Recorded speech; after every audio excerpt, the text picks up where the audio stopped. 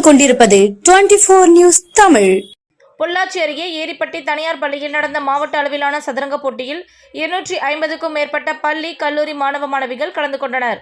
சதுரங்க விளையாட்டு குறித்து பள்ளி, கல்லூரி மாணவ மாணவிகளிடம் விழிப்புணர்வு ஏற்படுத்தும் விதமாகவும் காமராஜர் கக்கன் நினைவாக பொள்ளாச்சி சதுரங்க விளையாட்டு சங்கம் சார்பில் 11வது மாவட்ட அளவிலான சதுரங்க விளையாட்டு போட்டி பொள்ளாச்சி அருகே உள்ள ஏரிப்பட்டியில் செயல்பட்டு வரும் சங்கவி வித்யா மந்திர் மேல்நிலைப் பள்ளியில் நடைபெற்றது.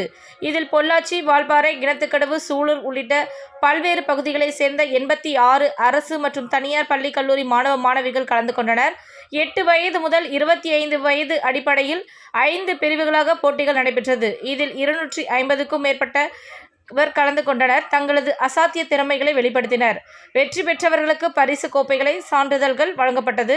தற்போது பள்ளி மாணவர்கள் செல்போனில் மூழ்கி கிடப்பதால் விளையாட்டு மற்றும் படிப்பில் ஆர்வம் செலுத்துவது இல்லை.